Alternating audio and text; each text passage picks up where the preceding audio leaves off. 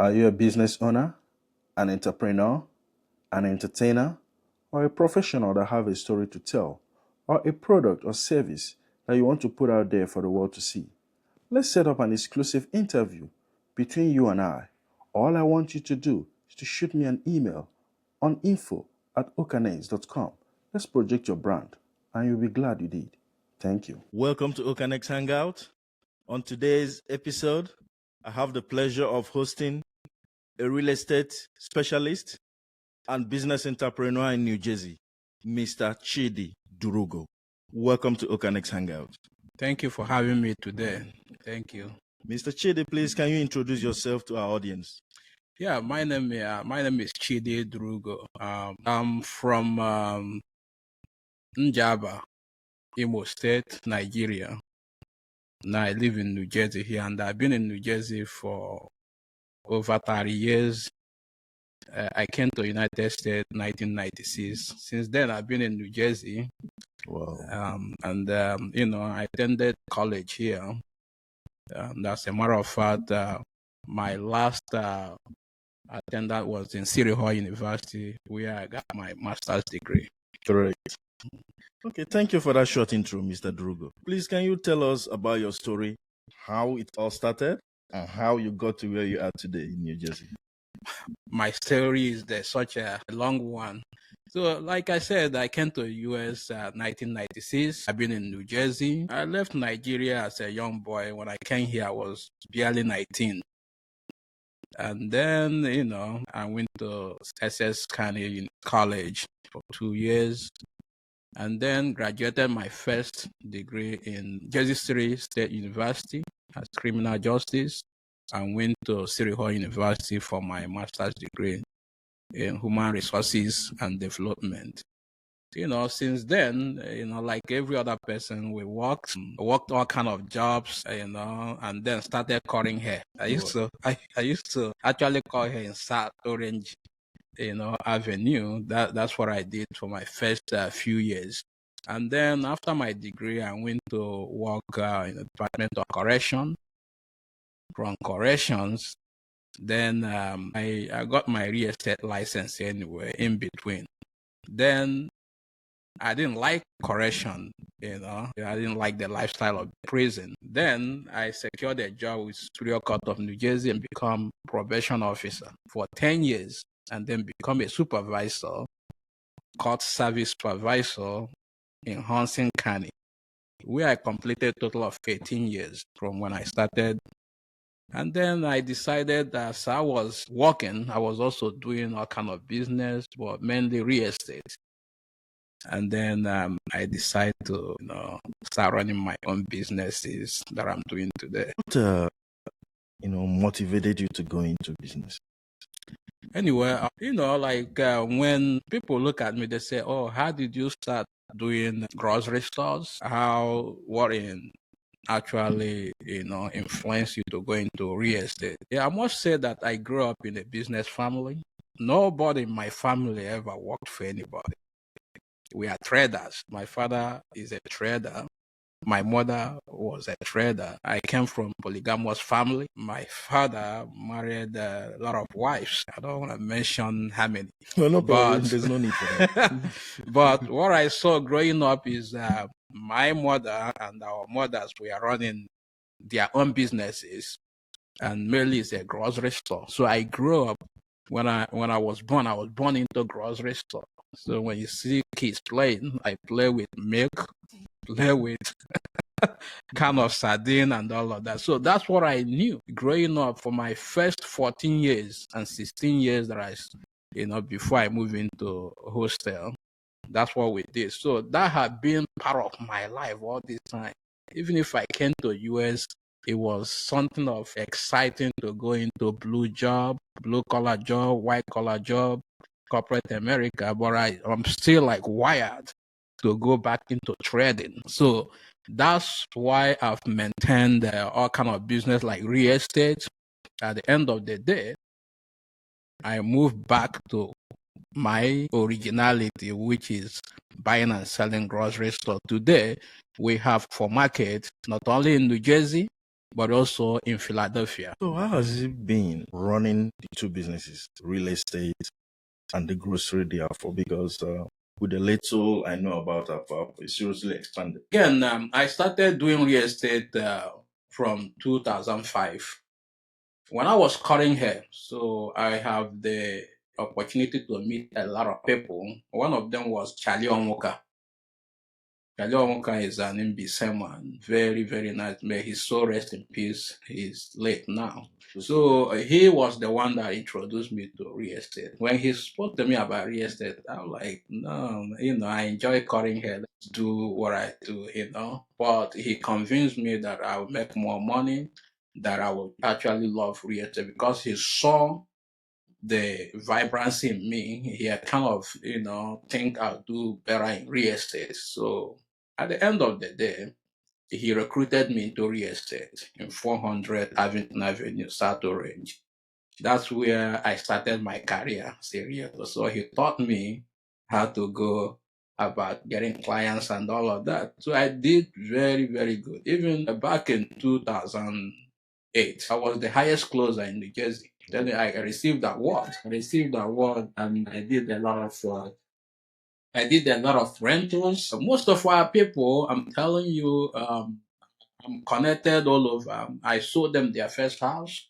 So I was known for big realtor, if not anywhere among our people. So you couldn't talk about real estate without my name ringing bell. And it's because of my radical mindset of going after people preaching the good gospel of real estate. So we were very excited in putting hands, in making sure our people buy their own house instead of renting. So from there, I grew from real estate. Now, there's people that played a very important role in my life. So when I met Matt Abwin started telling me about building houses. Actually, when I joined real estate from the point of hustling, sell the house and get commission. But thank God for disappointments in life. Disappointments will actually help you to grow. So when a Jewish guy was telling me, oh, if you find houses that is $60,000, buy it, and then we'll fix it and give it back to you to sell. I started doing that. I found a lot of houses for them. But what I started noticing is that these people will go and fix the house and then realize that they have inside realtors, which is their brothers or relative or their own guys. I gave it to them to sell. Actually, it was a big disappointment for me. Now, when I spoke about it with Matt said, you can do the same thing they're doing. But I said, wait a minute, where am I going to get $60,000, $100,000? I've never seen that type of money in my account before. And then that's where the idea of collaboration comes in. I say, you know what? If I have 20,000 and I can find 4 other people that have 20,000, that's 30,000, and we can be able to do the same thing these guys are doing. So maybe selling real estate, making commission, we start flipping. We'll go and buy a house that needed a lot of work. Then we fix and flip. Now, I started pushing 4 areas of real estate. I convinced people to give me back the house to manage for that. When I sell you a house, I actually manage it for you. That's the second part of it. I make commission from managing it from you and then doing the landscaping. And then the other side of it is to flip. Some of those houses, we buy the house that is that needed to be fixed, rehab. We needed to rehab and then sell it. So the other part of it is to actually buy a house and do ABN and collaborate with other people and buy and keep and collect rent. So these are 4 major areas that we partnered in, So that's the area of real estate. So when I came to actually the idea of starting our market is during the COVID, we find out that every other thing closed. The only thing that did not close is the hospitals, grocery stores, and local stores. I'm like, wait a minute. It's time to take the advantage. to establish a grocery store. So when I spoke to Gogo, my partner, so we were able to collaborate and open. But your question is very important. How did you manage real estate? This is three things now. You manage real estate, you manage for market, and then I was still working as cost service supervisor at this time. You understand? So now it all based on collaborating and then building a system, forming a system that based on delegation. So when I was with state, we will have to manage that for market under my leadership. Then I set up a management system where I have a manager, and then Google was in the hands of the affair. For my real estate, I show real estate when I get off from my state job, but at a point it becomes very difficult to work 9 to 5, do real estate, and also manage for market. Then I have to drop my 9 to 5. I have to resign from that job, since I'm vested. Because when I get to 65 or whatever, I'll get my pension. So now I have to drop the job, resign, then come back fully to manage for market and also continue my real estate. Okay. So, like you talked about, you just resigned. You didn't just wake up and resign. So how were you able to do it? Because I know a lot of people that are in that situation now. They have something by the side, not being able to muster that courage. So how were you able to do yours? Maybe they can tap into your strategy. Yeah, leaving your job is one of the hardest thing you will do. It is a very big challenge, and it requires a lot of planning. I didn't just wake up and send my resignation there, So first of all, the idea of resigning from my job or running my own business is not something that just happened. It had been there all along. So now I created 4 to 5 major. I put 4 to 5 major plans together to be able to do this. While I'm maintaining my state job, I knew that anytime now I'm going to resign, that I'm not gonna stay there 25 years and all of that. So I started creating soft landing, like making plans that will sustain me before I even write my last letter. Okay? Now, That was a smart one. Now, the first thing I did is to start looking for other ways of making money, creating 5 links of making money. The first link is my real estate anyway, because this is a licensed career that is staying with me. So now, in the same real estate provided 3 major areas that giving me constant money every month. One, I have to sell a house. Either I sell, I represent a client that is buying a house, or I listed the house to sell. 2, rentals. I was big in rental. Every month I rent at least 5 to 10 houses. And when you look at it, each average house you make full commission, which is the full rental or half of the rental, right? That's a major income. 3, I was managing houses. I have almost 42 houses that I manage. Remember when I told you that I put group together, we'll buy a house? I manage those houses, nobody else. And I get paid commission by the same house that I'm a member. I'm part of the investor, but I manage those houses.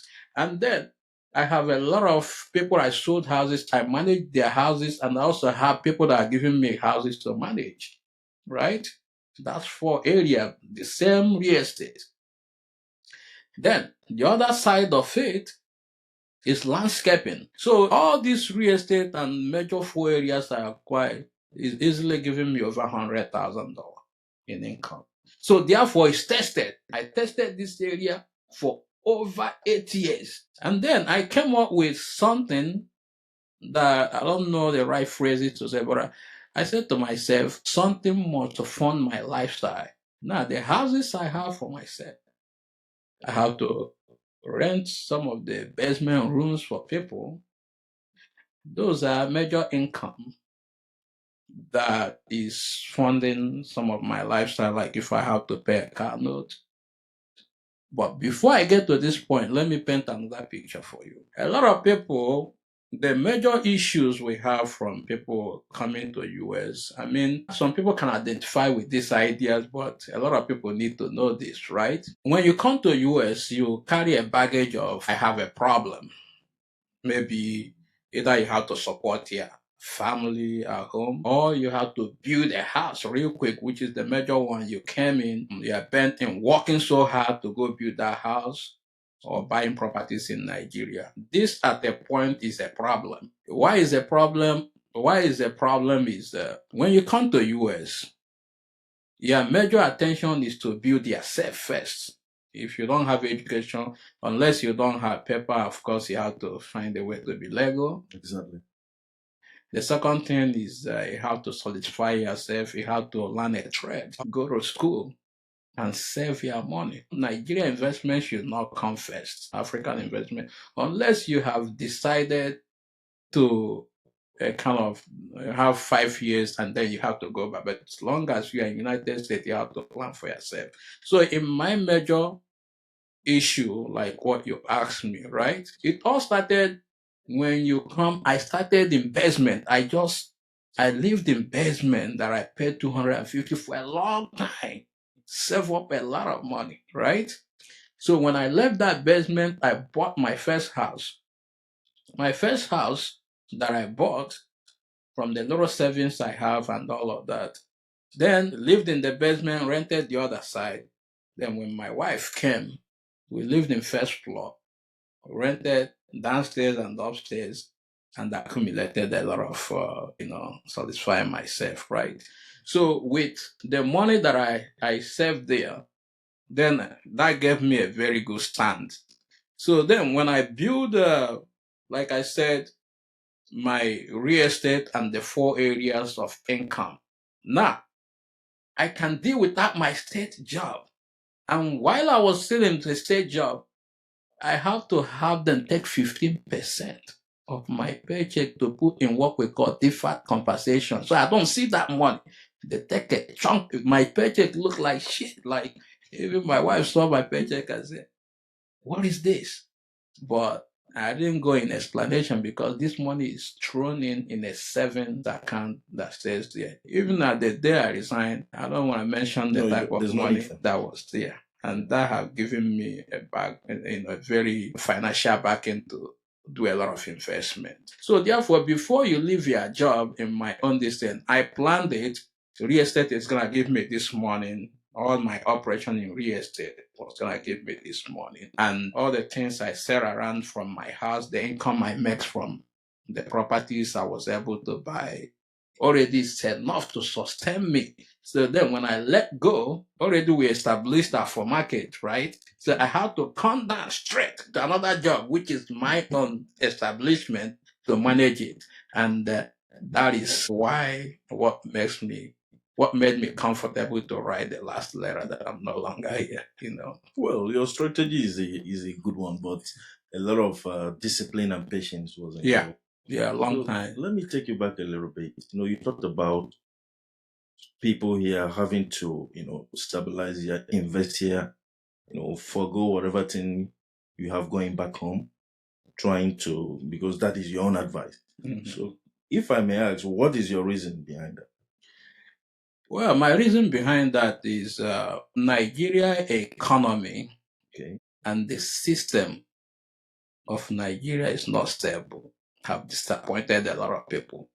And then when it comes to investment appreciation, there's nothing to hold back on this. Let me give you 2 examples. Go ahead. Back in 2016 or 14, real estate in US, mainly New Jersey here, properties were very cheap because of the economic downturn. And I was talking to some people, let's collaborate and buy properties.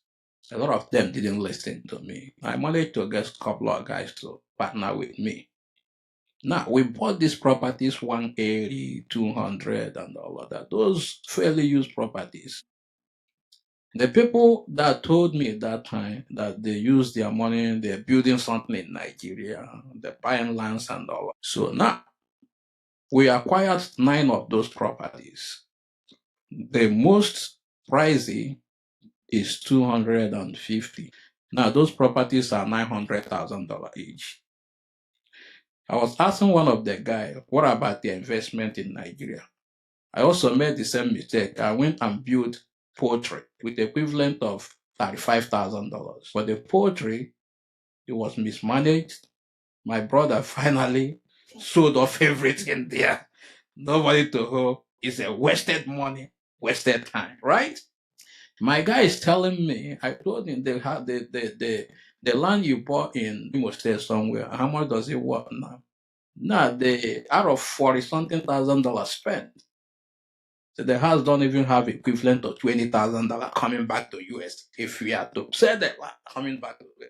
But then the money I spend here, which is roughly like putting 15% down, 10% down, and all of that, from $200,000, I'm sitting in equity of over $800,000 or $600,000. So if I go to those houses, like 9 of them, I can pull line of equity and raise up to $2 million. Wow. Right? But my guy that went to Nigeria have nothing to show for the money that went to Nigeria. Right? So my investment advice is that when you come to US and you decide that you will stay in US, I mean, it's different that if you say, I will be here maybe 5 years, then you save up my money and go and run my business and stay there. That's a different thing altogether. So do ya. Okay. But if you want to be in US, my advice is when you come to US, first of all, set your plan very, very clear. Make a clear plan. If you want to be a service person, identify a career, save up money. For instance, if you want to be a plumber, go to full school for it. You want to be a medical doctor, focus in school, get your school this thing together, right? Yes. So that now you are capable. Save up money, invest in real estate and other investment you can make in United States. Then the proceeds of your investment then comes back. You can now invest in Nigeria. You have nothing to lose at that point. You have a backup in US. If something happened to investment in Nigeria, for instance, who is crying if let's say a house got burned down in US? The last thing you want to do is to kill yourself because the insurance is gonna will rebuild it as long as you have no hands in whatever that happened on it, right? My friend, if your house burned down in Nigeria, if your business burned down in Nigeria, that's it. Even your vehicle caught fire in Nigeria, that's it. You're on your own. The whole money, everything you have spent is gone. So therefore, it makes sense to invest in United States. I don't know about other countries though. Okay. I'm only specifically, I'm very, very direct to what I know. United States here. Invest here and then use the proceeds, whatever dividends that is coming out. You can go to Nigeria and then So like I was saying, so when you come to US, get your plan together. And if you are interested in staying in US for a long time, get your investment plan, invest first in United States, especially mainly in real estate and other. I know there's a lot of businesses you can do here. There's a lot of investment that is guaranteed. I don't want to talk about investment that is not guaranteed because it's totally up to you to find out what interests you. But I know real estate is a major investment area that you buy a house, it's there for you. You want to sell it, it's there for you. Stock can go up and down. So I don't know much about the advice on stock, but if you find it interesting, well, my major advice is that as long as you are an immigrant, you come in, make sure you get your plan together. But my major advice is invest first in US. And then with the return coming back, you can now invest in your country of origin so that you're either planning for your retirement or relocation, whatever it is. But the investment in US will always form as a major investment that can be there all the time. You know what I mean? Yes. So, with what we have seen already, I think UF have proven that this place can be stable for a long time. Okay, your reason is very, very cogent. Yeah, it makes a whole lot of sense because let me put it that way: American economy tends to be stable. Okay, good. Now, I believe out there, some people still want to join or come into real estate. You understand? Because you've been able to. That is an area you flourished for a number of years, right? So you have a lot of experience in that direction. So for the upcoming ones that want to come into real estate, that don't have that bulk money or that still wants to do the collaboration that you talked about, how can they navigate that terrain? Yeah, I mean, there's a different area of real estate, like getting involved in real estate. Like I started by being a sales person. So you're a new person in US and you love real estate. So I encourage you to join the school, go online, Google how to register for the school and get the license. Do it right. You get the license, so that you can expose yourself to the major rules and regulations and the law and all of that. Educate yourself in professional work, being a realtor. So when you get your license, hustle, do all the professional training and all of that. Go after clients that want to buy, purchase a house or sell their own house. Through that, you can save money. When you save money, then second part of it is to buy your own house. And when you buy your own house, don't buy one family house. Buy 2 or 3 family house so that you can start getting income while you live in one of the either first floor, second floor, even get yourself the basement. Then you are making income from the same house. Buy another one. If you save up money, invest in another property. And then when you're able to buy 2 properties, at that point, you can borrow against those properties and then look for collaboration. Now, that's when you start looking for partnership to buy. You understand? So then if you partner with people, you put your percentage in, and then you can go from there to, but then the big aspect of what we are doing now, what we are saying now is this. When people come to US, I learned this thing later on. You have to look for mentor. You understand? Yeah. Our people overly think they know it all or they don't need anybody. I strongly encourage that you look for mentor and let it be that mentor that is doing what you want to do. Somebody you can look up to. So, I mean, I can get the idea behind if you want to be like, if you want to be a major real estate person, and then you are mingling with people that have nothing to show for it, you know what I mean? So you have to look for people that are doing good in real estate so that you can learn from them. If you warrant paying for consultation, pay for consultation, and then they will teach you how to go about the business. Over 50% of our people that have real estate license have never closed house. Yeah. I'm telling you the truth. They come to me and say, how come we are not getting this? Then how can I have a lot of this? You understand? There must be a major issues behind that.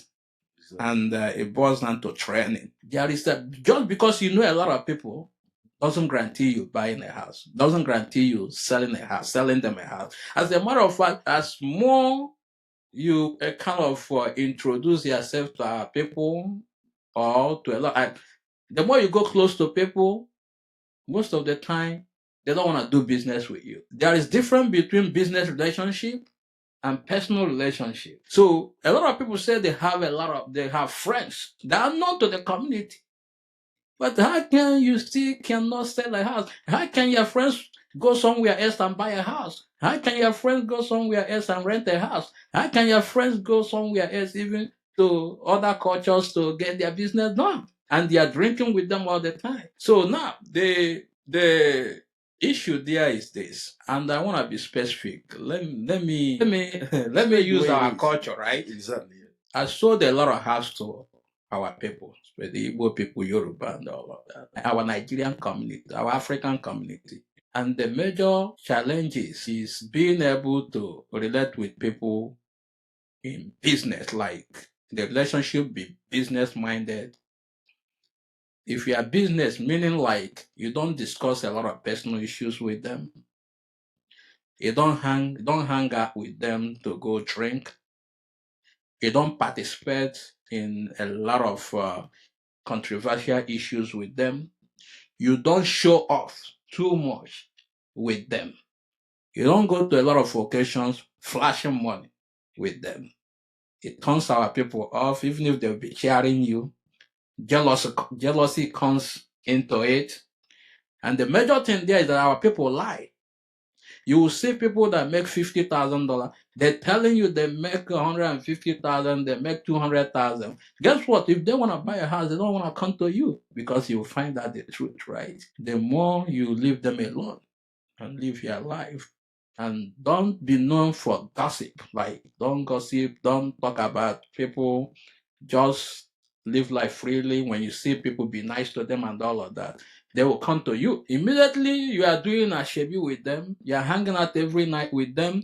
You are talking. You are flashing money. You are saying, do you know who I am and all of that. One, they are jealous. I don't want to give you money to start like pumping up again. Two, they lie to you that they're making a lot of money. Oh, I don't want to bring my tax return, so that he will find that I'm only making 100,000, not 200,000. Fake life. So now, all these things contribute to them running away from you. So, therefore, you have to be professional.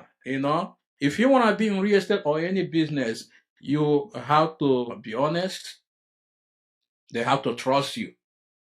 You have to be transparent. Every opportunity you have to deal with anybody, show them that you can be trusted. And people will go and make your case for you. The same way people talk bad about people, they also talk good about you. A lot of people that will come to you in the future because of what they heard about you have never met you before. It's because somewhere, somebody says something about you. If it's the good one, they are looking for you. And a lot of people that hate you today have never had personal encounter with you. It's because somebody went out somewhere and said, this guy is not a nice guy. He's rude, stupid guy, he's a rogue, he's a liar. They capitalize on that without even verifying, and they don't want to do anything with you. So therefore, your focus in life is anybody you come in contact with, try to represent their best. If it's service, give them the best service. The same person will go out and talk about the experience to a stranger, and that stranger is looking for it. That's what brings business to you. Okay, now, since we've dabbled into real estate for a greater part of the time, but can I ask you this question? Putting myself in the position of maybe someone that wants to come into the business, are you willing and ready to serve as a mentor? When maybe people come to you, do you have any program ongoing, or can you take that role? Since you've understood the whole terrain as far as New Jersey is concerned, at least going by all standards, you're an authority in that area. Yeah, let me put it this way. Okay. Not just real estate. We have found out that our people need information. Our people need leadership in every part of it. We need mentor. We need role model. So that's why, I have taken it upon myself to be open, and we are running program every second Saturday of the month. But this time we are scheduled, like our next program will be on March 8th. So what we basically do there is to mentor people. We talk about how to invest in real estate, how to become a realtor, how to secure a loan in real estate, how to also meet other professionals. So now we are providing a platform of networking. While I can talk about real estate, I have somebody that can talk about getting you the loan. I have somebody that can talk about fixing your credit if you don't know how to go about taking care of your credit issues. We have contractors. So we also have the opportunity to talk about a lot of other areas. We have 50 sites or businesses that our people have never dabbled in. Like these are the services we need, but other people are providing it for us. You understand? So we believe that exposing these informations to our people and people that are ready will come forward and take advantage or ask more questions and we direct them. So going back to your question, yes, if you're interested in me being your mentor, I'm there for you. I will do everything to provide every information that I know and that I also know how to get. You know what I mean? So I've been in real estate for a long time. I think I have a lot to contribute, you know. Actually, it's still part of what this platform is all about because, like the discussion we had the other time, individually, fantastic people. That's who we are. But collectively, we are not matching up. Comparing us to other community, the Indian community, the Chinese, and the Jews. So, but and those experience, and there's no platform to bridge that gap. So it's still part of what we are projecting. Thank you for that awareness. For people that really want to get across to you, yeah, they will link up with you. And because we really need to establish our presence. We've been in this community for a very long time, but it's not all about partying and all those. We need to make a point. Taking us back. Let me expatiate in that. I think that what you just mentioned is a major problem. Our people is a big problem. Our people are very individualistic. So I give our people credit individually. They are moving mountains on their own. Like our people will come here, they will go to school, they will learn one thing or the other, they become professional, they are doing excellent as an individuals. Then where we fail and fail woefully is collaborating. And my friend, let me tell you the truth.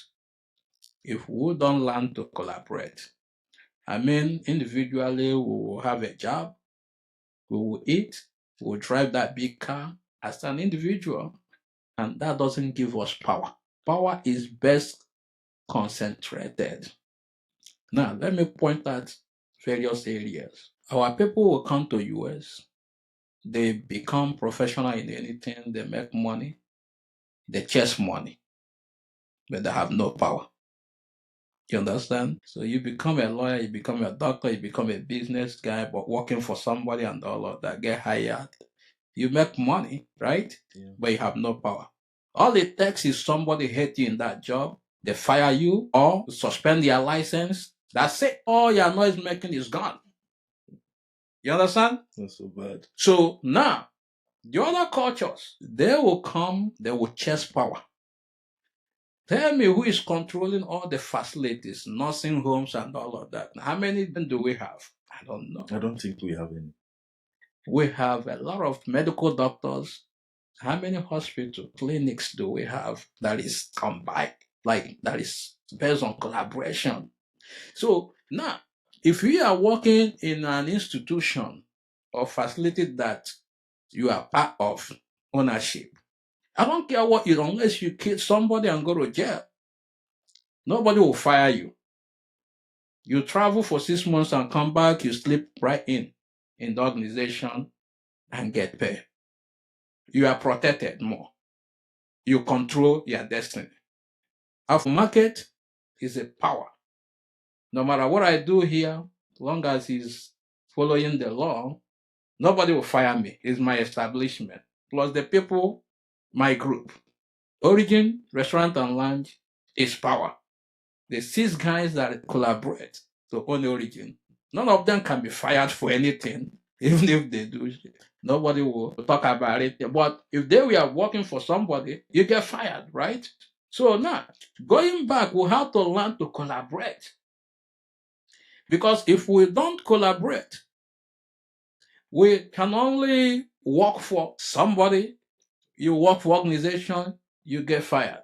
So then the problem is that why can't our people collaborate? What is the problem? The problem is trust. You can't blame some of them. They will count how many times they have tried to do something with somebody and they disappoint. Therefore, our people are looking for leadership in this area.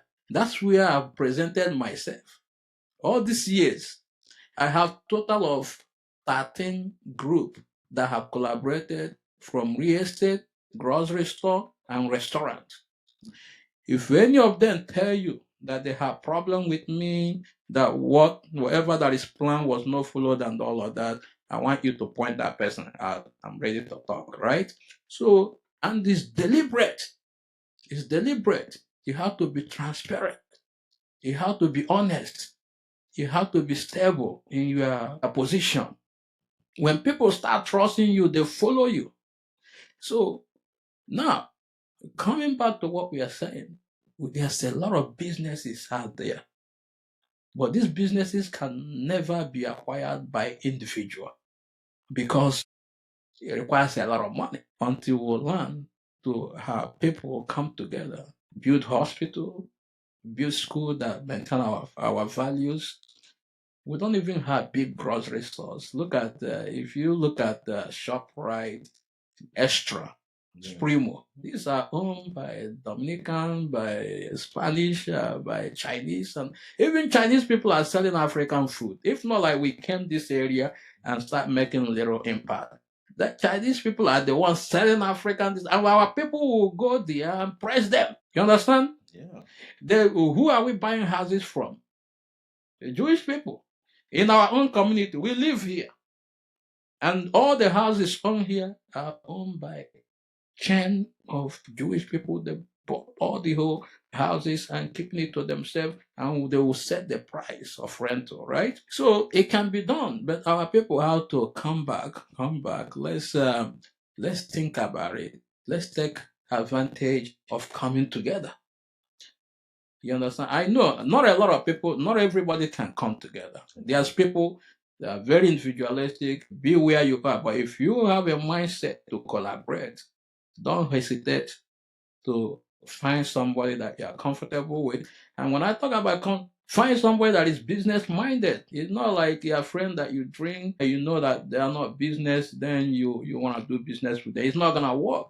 Find somebody that is business minded and collaborate with. Or I'm available. You come, we can, not only that. What about the real estate side? So can we digress a little bit into the grocery aspect, therefore, Yeah, our market, like I said, is also built on collaboration. We have Avington. Okay. That's the first one, owned by 3 guys. And I was the first customer, of course. You are the first customer. So Google is here, and then I have Ben. So we collaborated and have a self-operating aggregate. In collaboration, everything needs to be spelled out. Who does what? And then in that, you can elect somebody to succeed you in case of death. And then the business is insured. In further insuring the business, each individual in the business is insured in case if you're no longer here, the business still continue.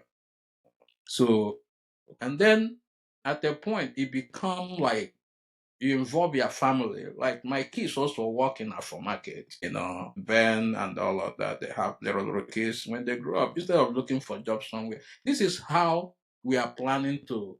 Not only that, now I'm a member of Afro market, which will be growing. We also have the generation to follow.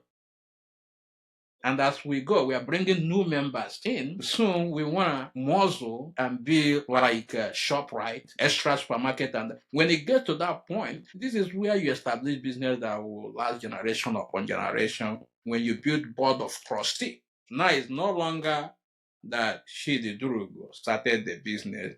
Now this business is run by board of trustee. If I'm 90 years, I don't need to come to the store anymore. All I know is my dividend, my initial investment will be coming back to me.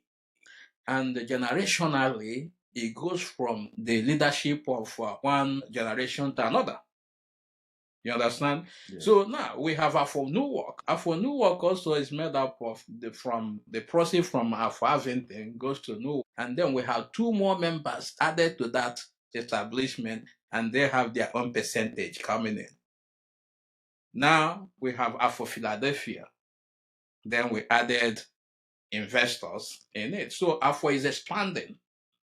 And as we go, we are not going to stop expanding. Now, I have to announce this. So, any state you are, watch out for it's coming. So, I mean, I'm not saying it because of this, but we are very, very determined to keep representing our people and become a service to our people. So, I will not be happy when you go to all these states, you see somebody that doesn't look like us giving us our own food, you know what I mean? Yeah. That is coming. I mean, there's nothing wrong with that, but I think it would be more interesting to see us serving our people, like bringing our food to our people, you know what I mean? Yeah. So, a more immediate, like what collaboration can do for us is if we can form very big units and a lot of people invest in it,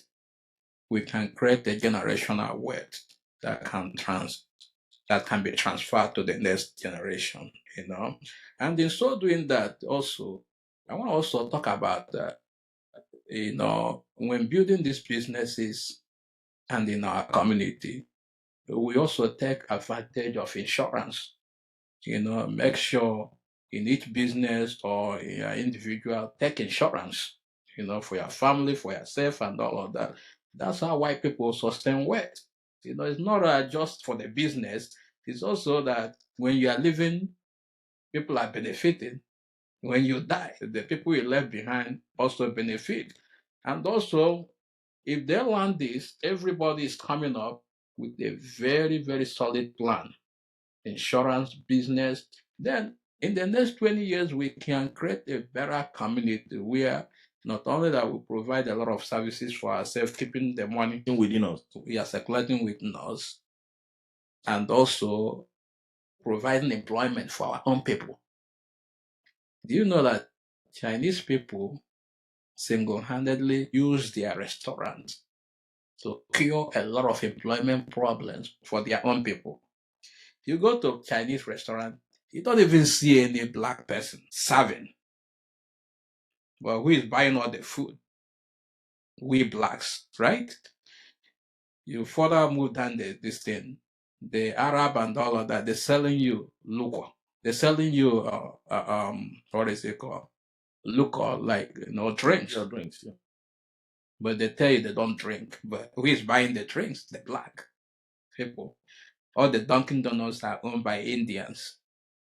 7-Eleven. 7-Elevens, So where are we? Where even are we? So we become the nurses in the hospital, which is okay. But we don't own any hospital here. And then when you go to mechanics, Spanish people, you go to construction, Spanish people. So where are we? So we have to start, making ways to these areas and controlling it. We have the market now. We have the population to serve. Yeah.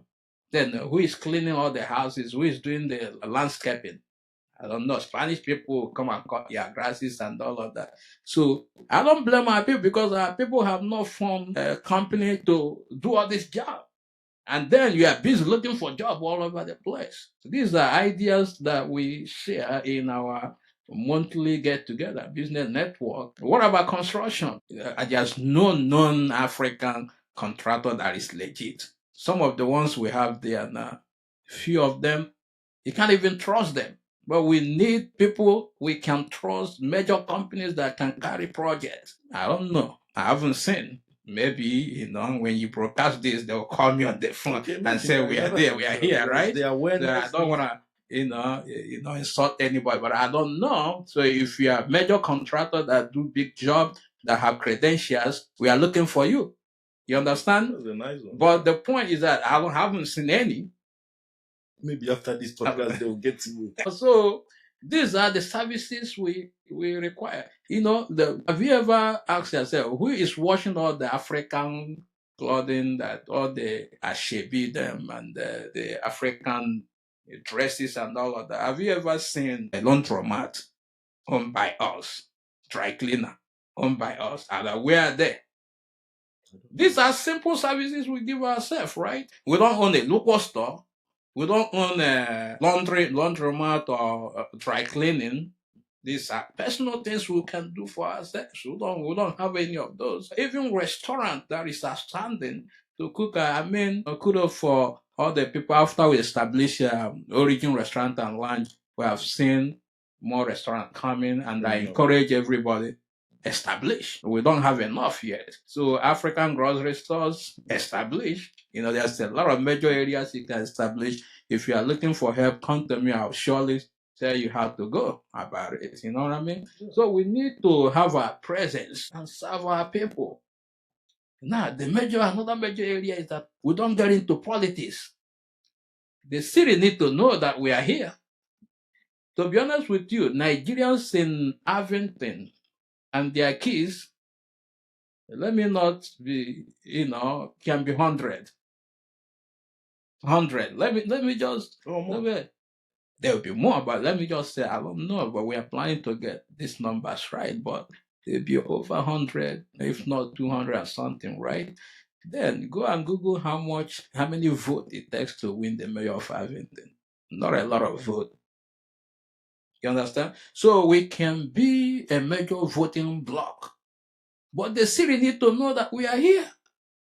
We don't have any organization that say, here is Nigerians here. And I'm trying to do. By the way, if you live in Avington, I need to know where you are. Come and see me, because we need to go and tell the mayor that we are here. And then during the election time, we bring our voting block. Not only that we are here, we run businesses here. So the city are looking for us. They need to know who lives in this city. And there's a lot of incentive from the city. Sometimes the city have city properties to sell. They have tax, people that are not paying their taxes to auction their properties. So if you are not familiar with the city, you don't know all of this. There's also employment opportunities from the city for the people that live in the city. Why can't our kids become the police officers in Avington? You go to Edison, Indians are police officers. Go to Lakewood, there are Jewish people, police officers, because they want the city to reflect people that live there. So how do you create power? People will be in the police. The judges there should represent our people. We are very educated. Inspectors should be us. You understand? And the major businesses we have here, the mayor need to know that we run business here. You understand? So when they know this, then you are part of the community, and then you benefit from the community too. So do you have other people that you're collaborating with for this sensitization program? Because, like you said, our people really need to be sensitized, to know what they are missing out on, Yeah, I have started talking to a lot of people about collaborating in both community efforts, business, and every other thing. That's why I said that we have this program that we have, networking. So actually, I've met a lot of Nigerians that live in Avington. We are trying to invite the mayor so that he will come and see that we live here. So maybe sometime in March, I will send in letter for him to come and address Nigerians in Avington. So when it comes to the business area, like I said already, I have 13 groups that buy houses and keep for rental. And again, we are forming an organization called Injiko. Injiko, where we want to take it public. Public means, registering it. Like, how you go and invest, what is it called? After establishing Injiko, anybody can invest in Injiko. You go and buy a share. The proceeds of money coming from the shares, what will be used to invest in real estate. So you see how Jewish people go and buy major properties like 100 units, 50 units. We want to be able to start acquiring properties all over New Jersey, anywhere we can get properties that can be rental. Then the dividends from that goes to the investors accordingly. And from there, we can also participate in other things. Our goal is, our focus is if we are successful in doing it, we can establish bank that can serve our interest. Because the advantage the Jewish people and the Chinese people have, or even the Indians, they have bank that lend money to them. And it's part of their system. And it's part of their system. So now I want to build a market that is so big. I don't have money. No, I don't have anybody to give me the kind of money I need to run it, right? But if we would have bank that understand my plans, it's easier to look at my plan and say, okay, here is money, establish and pay money. Give me what we call soft loan. When I go to the bank in America to borrow money, they expand that for market. Very difficult. Now, even if they want to borrow me money, they will give me some crazy percentage, even up to 10 to 15%, 20%. How can you pay this thing back? So our plan is to establish a platform where we can, a platform that is protected by US law, so that we are not violating any law that is protected. Then you can go and invest your money. It doesn't matter how much. So if we have that all over the world, that you can go and establish your account and invest, that will give us a lot of financial power to invest in a lot of real estate deals and also borrow money to young people that want to establish business. Okay, Mr. Durugo, we've dwelled so much on your success part and the awareness part. Now, this platform, we want to capture your resilience story, your struggle days. You talked about, cutting hair being about when you were on your lowest level, kind of, before you now sprang up to become who you are. Can you take us back? What's running through your mind during those struggle days? What kept you motivated, struggling till you get to where you are? Yeah, anybody that talk about success without relating to their struggle, I don't know, maybe the person have a different type of story, Yeah, I struggled a lot in US though. Everything was not like perfect. When I first came to US, my cousin brought me, it wasn't easy. I had to juggle with school. I did 3 jobs, I cut hair in the afternoon.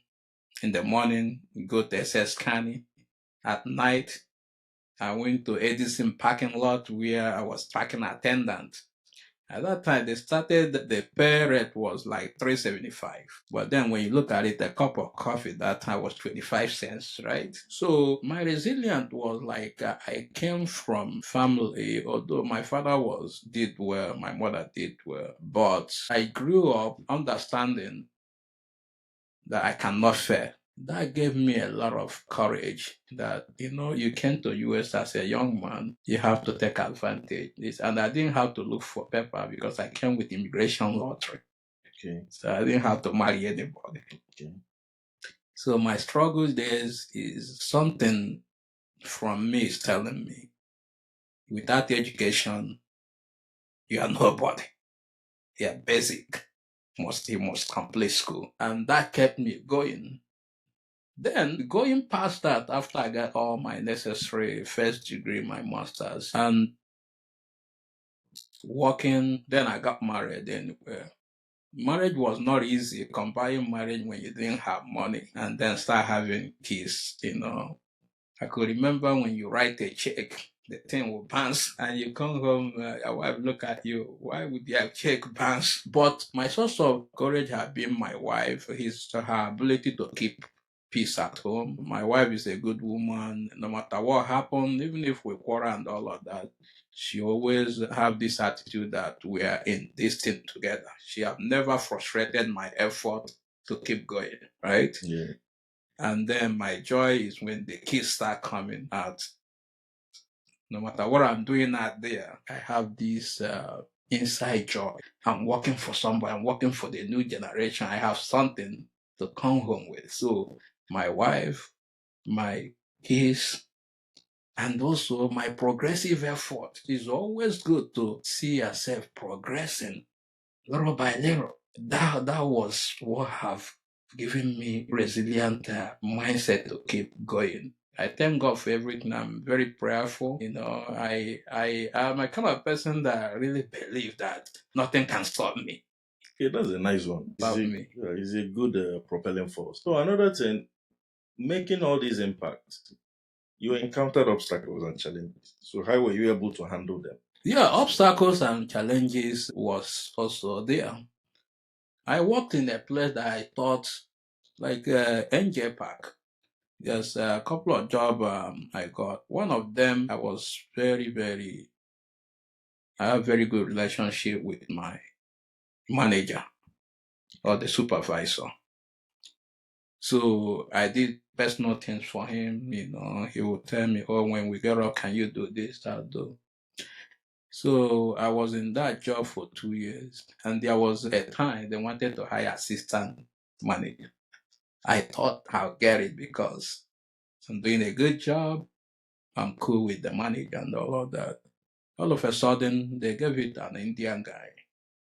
End up telling me to train that guy. It was a disaster. Like, How did it make you feel? the next day, I don't want to go to that job anymore. I was like, why? I kept asking myself, why? Yeah. One, you have good relationship with the establishment. Two, I believed I worked hard. I was one of the hardworking guys. Three, the position is up for grab. Like, we already there. We knew what is going on. We know exactly what to do. Why did you bring somebody from somewhere? So that, to me, that was a very big disappointment. But then it was a good one. It was a good disappointment because after that disappointment, I looked up. That's when I took internship in the Department of Correction in Northern State. That exposed me to taking state exams to become a correctional officer. So, as a matter of fact, those people were there when I was with probation, working in downtown Newark with my suit and all of that. I saw them; they're still working over there, right? So maybe if I didn't encounter that disappointment, I would still be there for a long time. Who knows, right? Yeah. So everything wasn't rose, and also I did a lot of business that didn't work. There's all these people coming, pyramid, Primerica, you invest money on it, and end up spending your money like registration fee and all of that. We did a lot of that, you know what I mean? Yeah. And nothing worked. So that's why you must believe it, that there's no easy way to success, so all those trials that came my way and all of that, thank God, after that, you look forward for what you're looking for, So the main thing is that I said, I'll complete my education, I must become somebody important. That kept me going. And then with family in my back, looking up to peaceful family, my wife encouraging me, that also kept me strong. So because this platform, what we'll try to do, we try to capture relatable stories. Now, today you have origin. Some people that now see you in this present state. Because when you tell this story, because I know nobody can tell this story like you. At least they will know you have where you were coming from. You had the obstacles like any other person. You had every reason to give up, but you persisted. Today, you are who you are. So because there are people that are that point that you were then, this is there now. So when they hear your story, they'll tap from it, learn from the mistakes you made, and forge ahead and being able to replicate themselves, their success story too. Yeah. Thank you so much for your input on that direction. But we talked about the 4 mistakes our people make when they come up. Can you touch on that? Yeah, the four mistakes. Before I go to the four mistakes our people make, I mentioned my career in real estate. Yes. I mentioned in Afro market, establishing Afro market. Dating back, I also worked like every other person in my state job. But I know I did not mention Origin Restaurant and Lounge and how it started. So Origin Restaurant and Lounge is also after establishing Afro market. We find a need that our people don't have any place. People hear about Abuja. Abuja is not owned by Nigerians, but a lot of people are confused when they hear Abuja. Because I have a friend that is pansec that came from Abuja. The first thing he told me is that I want to go to Abuja. So I took him to Abuja and he's drinking. He said, well, this place is it's a Nigerian place. I said, sir, you can drink your drink and eat your issue, but this place is not owned by us. He said, why? Why is it Abuja? I said, it's a business name. You can use any type, you can use any name you want. When I told him it's owned by Cameroonian, I mean, he ate his food and all that, but I was a bit like disappointed because he thought it's a Nigerian place. Yeah. So we are treated all kind of way, all the places we went to eat because the place doesn't belong to us. So after that, because being in real estate, I was showing a lot of places. So I came up with the idea, I said, our people must have a place. That's how when I find the current place called Origin, I started looking for somebody to collaborate with. At that time, Kevin and I, because Kevin and I invested in real estate. From there, we kind of know each other. And then we become close. We want to do something else. Only was what we wanted to do. Two of us, when we went to get a loan, the bank was not funding restaurant at that time. And then we couldn't borrow money. In my usual way, like I said, when I set out to get something done, it must be done. I don't care what it is. Then I said, okay, this is time to collaborate more. Beyond that, Kevin, I had to bring more people. So we were able to bring the other guys, Ben, Osis, all of them, together. We were able to buy the place outright. So now, but the good thing there is that after establishing all the our people have like sense of pride, this is nice. There's two ways to it. Some people say, oh God, this guy is gonna have problem.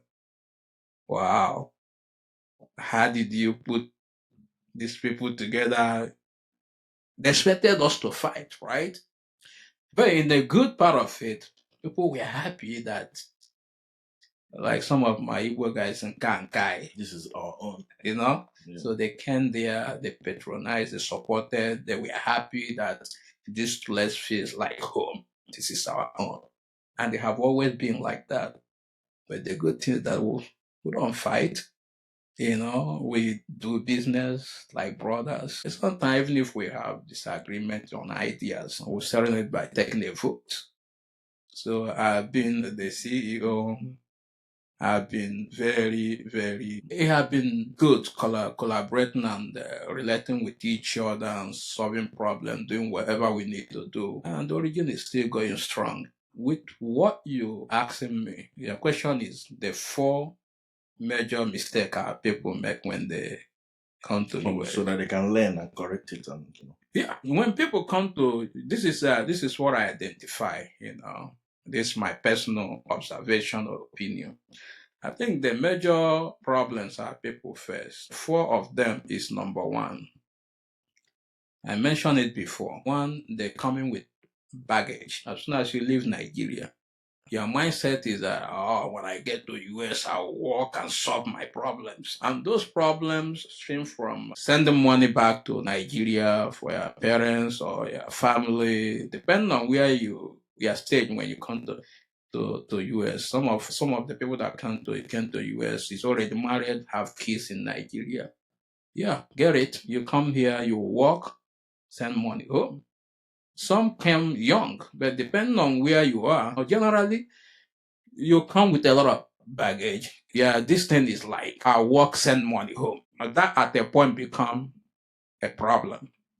because you are not building yourself. So when you come, why you spend money to sustain your people a little bit, try to build yourself. Like I said, you can start school. If you don't have paper, try to fix yourself. Make sure you take care of yourself so that you can be able. The second is that they do not identify with people that can be of resources to them. Like when a lot of people come, they start being friends with people that is already, that cannot help them anyway. Like they identify with the newcomers too.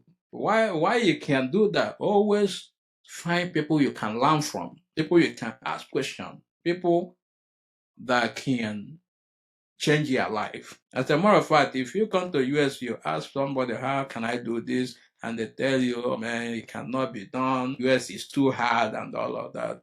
Maybe you don't need to be talking to that person. Always find somebody that will give you idea that works, that will suggest. I'm not saying it's easy, but there's solution to everything, right? The first mistake is to bundle yourself up with the problem you come from Nigeria. Second is not looking for people that can be a role model that you can look up to. Three is ego, like nobody can tell you anything.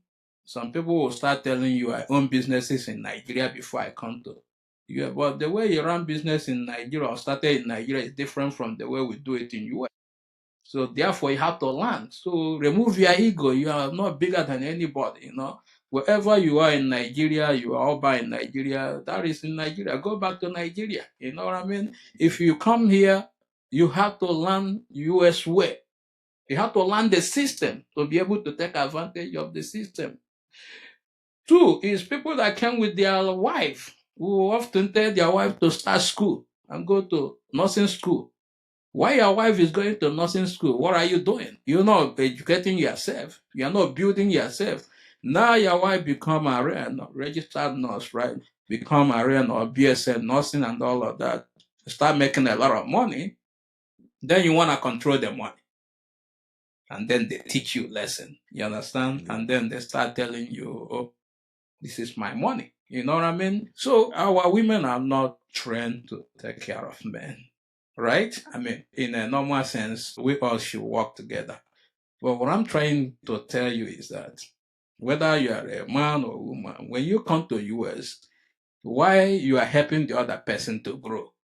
Also grow in your own, like invest in yourself too, so that two of you can have your hands, you know, can have a strong hand to helping a lot of men came here. They help their wife go to school and all of that, thinking that at the end of the day, the money is our money. And then they get disappointed when things didn't work the other way. It's not entirely the mistake of the other person. It's because you have refused to adjust, you know? Yeah. So you have refused, you still maintain that I'm the man or I'm the woman. This is how we started, how to be like that. But the US is a different environment. Now, here is designed to be a spinning wheel. As a matter of fact, the best time to adjust in US is when you come. If you know what you want to do in US, adjust as soon as you come, as soon as possible. You know why? As you stay in US, it's difficult to adjust. You know why? Because it's a spinning wheel. Now, when you come, the first time you come, you have less bill.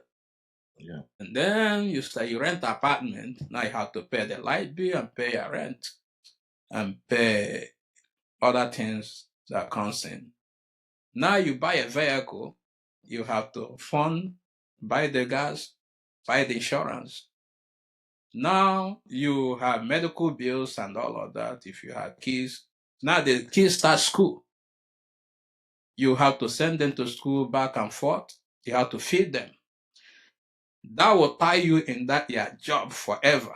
Because leaving a job means no income anymore. Who's gonna cut that for you? You understand? So, but if you identify these four areas, meaning when you come in, focus attention on yourself. The mistake is focusing attention in Nigeria you want to finish your house that you left, that you didn't finish, then you did not invest in yourself. Second is you want to be sending money. Even some people go to the extent that they want to show off in their family, sending money to people, doing things that is not like very, very important, Yeah. So the next thing is that you're not identifying people that you want to be like you want to follow. If you want to be a medical doctor, as a young man, why not you identify people that is in the field so that they can learn how did they go about it. You understand? We are ego, like nobody can tell you anything. You're a big guy in Nigeria, therefore you must be a big guy here by the way you think. Maybe you need to calm down so that you can learn from people, right? Yeah. Third, fourth. Okay, yeah. While you are building somebody, in case you are one of the person that came with their wife, or even somebody that have promised somebody in Nigeria you will marry them, all you do is you work so hard and train your wife in Nigeria, and you yourself is not going to school in US. At the end of the day, you bring the wife in, the young girl is vibrant, get in the system and start making a lot of money more than you, and start looking at your paycheck and say, how come I'm making 2,000, you are still making 500? Then you get upset and the marriage that's supposed to work will start having problem, right? So while you are building on somebody else, whether you are a woman or also build your own, like build your career, so that you have a comfortable and you make enough to also be comfortable. You know what I mean? Yes. So those are the 4 mistakes I identified. There's other things. I think that's the elementary level there. Another thing you talked about, how can we take advantage of the system? You understand? Instead of being a slave to the system, using the system to our own advantage. Yeah, we can take advantages of the system we must do what other people are doing. We don't have to go and bring a sophisticated ideas. What do they do? What are our Arab brothers doing? What are the Spanish brothers doing? So you go to all the corners in US, you see corner stores. When these people come, they open up one for themselves, maybe 2 or 3 people, and share the shift for themselves. That's also taking advantages of the system. You work for yourself. Then people have to live together. Our people are so annoying that they come to US. I don't want to live among our people, and people are gossiping. And then you move to South Jersey where you are isolated. Why people don't want you out there? Why are you going over there? But you know what? The funny thing is that majority of the time you are coming over here to meet your friends, to buy stuff, to attend wedding, wakekeeping, wherever you are driving. Do you know how many people that have died in interstate highway going back to very far where either they sleep in the steering, make mistake and run into accidents, right? So are you happy over there? I'm telling you, according to what I'm hearing from some of them, they're not even happy over there. So communities live together. You go to Iron Band in Newark here, it's Spanish people like Brazilians, Portuguese, and all of that, and they have their restaurant and everything. You go to Jersey City, Newark Avenue, the Indians and all of that. Go to Edison, and there. Where do Nigerians live? Where do other Africans live? I don't know. We're all over the place. The fact that it's very funny and annoying at the same time that if you want to say a Nigerian a house and you go and tell them, oh, a lot of Nigerians live in this street, they say they don't want that street. You understand? Mm-hmm. So then how do you plan to actually work together? So my advice is that we need to identify a city and buy houses over there in that. So locate your own people and start buying houses, building your business around the area. Don't scatter all over the place. There's no power in being scattering all over the place. Nobody cares about you. You know what I mean? If you are like further away from your people don't like each other like that. You understand? So we have to. I came to US in Avondale. Over 30 years, I've lived here. I identify business. here have made me money. A lot of people, a lot of my friends have moved Arizona, Texas, dollars, and all of that. But I tell you right now, I don't know their pocket. I don't know what they're doing. But I have never seen them in the news doing the big thing. So why are you running around? All the opportunities you are looking for is still here. I'm not against you moving, but what I'm saying is that if we need to combine forces and do big things, we have to identify certain area and live there and control what goes on there. That's how we can build that collaboration, because now we identified in the city, we identify in the business part of it. You come to the street, you see our businesses like you see in Avington here. Then we have personalities that is very important that we can learn from. You can only learn something from somebody you see and you follow. If I don't see you, I don't know what you do, because I believe there's a lot of us here that have very important positions, that know a lot, either in technology, in business world, in personal life, and all of that. But if you don't see them or know about them, there's nothing to learn from them. And also, our people need to open up too somehow. You don't have to be personal friend from me, but from the point of professional abilities, you can create a forum to talk about your business. If people have to pay for it, so it be. You understand? Yeah. So that is the only way we can take advantage and build a political muscle, business muscle, the network we need. Okay, that's good. Okay, another question I want to ask: your businesses are expanding. You are a family man, your kids. How do you juggle the family life with business and still maintain that stability? Yeah, it's very interesting, and it's a very, very good question, a very important question for me. Family life is very important, because let me tell you something. Whatever you do in the outside, you can leave them. But then when you go home, you need to go home in a very comfortable and peaceful environment. And let me tell you something, you have to take care of your wife. In fact, your wife play a major role to your success. A lot of people say something, "Oh, my wife this, my wife that." I always tell them, whatever you need to do to keep your wife happy. I'm not kidding about this, and I'm talking with experience. So how I balance my family time is, if you watch my social media and all of that, I'm always hanging out with my wife. I create a very special time with my wife and kids. I take her to Atlantic City. We go to club, we go drink, we go wherever she need to do. I spend time at home whenever she's off. I spend time with her. We talk about how we want to raise the kids. Yeah, I kind of brief her on how business is going. But the big part of it is I always give your wife money. It doesn't matter how much she makes. Allocate some money for her. Being very honest to your wife about what is going on, and also reminding her that whatever you are doing it for the family. And then get your kids involved in whatever you are doing. A lot of men don't involve their kids in good things that they are doing. I'm not talking about bad things. If you are doing one, that's not necessary. But my business, I like to carry my kids along, tell them what is going on, give them schedule. They work in our market. If I'm doing some research, I brief them about it. They help me out. You know what I mean? Sometimes I give my wife a rule. Just do everything to carry them along.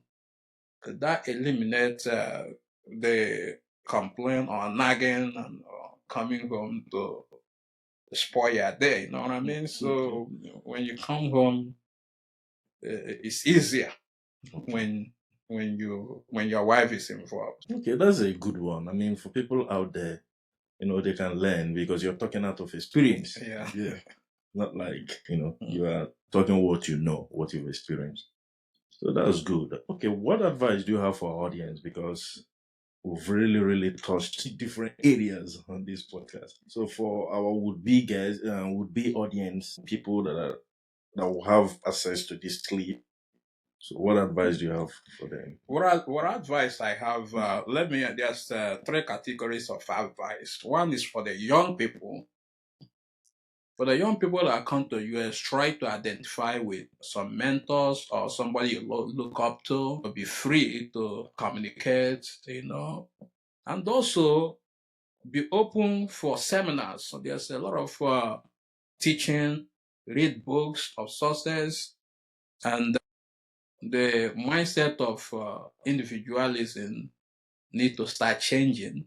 So try to collaborate with somebody you can trust. Then for the people that is already established in the system and all of that, we need to also collaborate to kind of share ideas.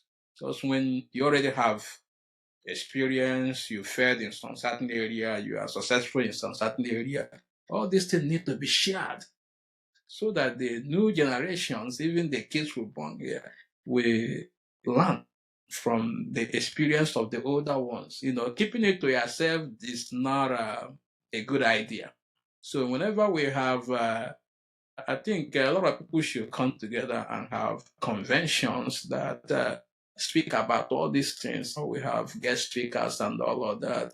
And then we have networking system that we set together to educate people. So like I shared before, my idea is when we have these networking seminars that we have, and I know there's a lot of people that is also running their own network, So if you are privy to it, go and listen. If you also have things to contribute, connect with one or two people, and like what you are doing now is very, very important.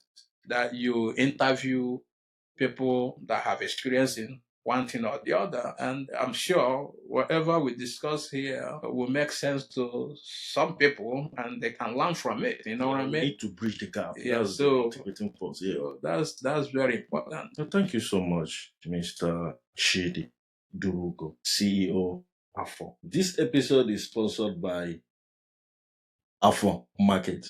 If you're within the Ivington area, just come in and, we have everything for you. Chidi has everything you can think of. If you're within the Newark area, there is still Afo. If you're within the Philadelphia area, there is another Afo. And you want to chill out, Fridays, there is Origin for you. Chidi is all around the place. Has something for you at any given point in time. On that note, Mr. Durugo, thank you for this hangout. Thank you. Again. Go ahead and interview more people. And I believe at the end of the day, the gap will be bridged. We want our people to excel in the system. We want to have more businesses. As a matter of fact, I'm planning to have some type of a show or convention of a lot of businesses coming together, like how you have trade fair. Because the new generation of Africans, the incoming billionaires will come from the food area. Let me tell you something now. We need to repackage our food to the world standard. From farming to the food. Repositioning our food will be the new millionaires and all of that. So the new AOL. Yeah. Okay. Are you a business owner, an entrepreneur, an entertainer, or a professional that have a story to tell, or a product or service that you want to put out there for the world to see? Let's set up an exclusive interview between you and I. All I want you to do is to shoot me an email on info@Oakannex.com. Let's project your brand, and you'll be glad you did. Thank you.